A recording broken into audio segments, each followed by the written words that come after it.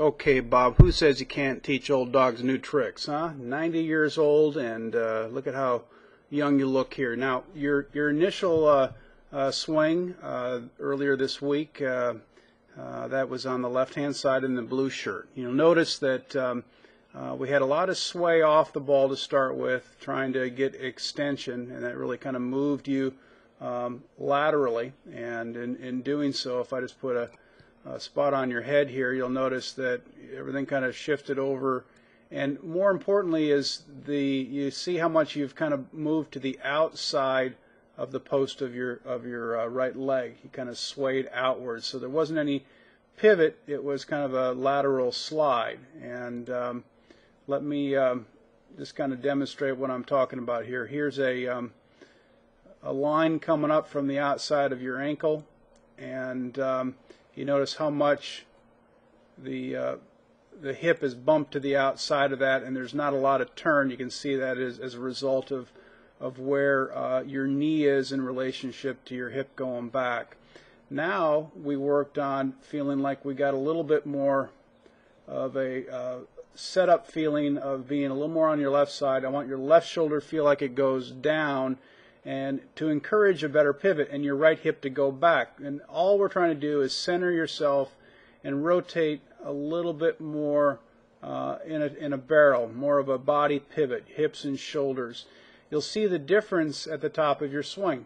You had a 52 degrees shoulder turn before, with your hands kind of out and away from you, and the angle of the shaft against your forearm was about like this.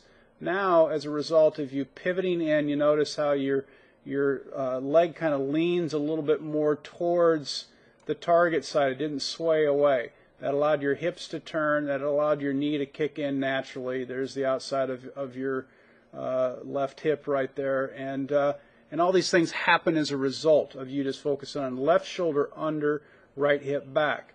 And the beauty is now you got a shoulder turn that increased by more than 20 degrees, more like 27 degrees of shoulder rotation. And the other beautiful thing is, notice where the club is at. Okay, the further the club gets away from the ball, the further your radius is. And so when the club head is behind you like that, you get a wider radius. That's more power. So as your arms swing in, as your hips and shoulders turn back, and your arms are swinging more at a 45-degree angle, now it's creating more natural power, and it's creating more of a pivoting motion instead of a swaying motion, which gives you a better angle. So now here's the angle against your forearm, and you can see that it's greatly increased as well. So there's a power source. The pivot is a power source.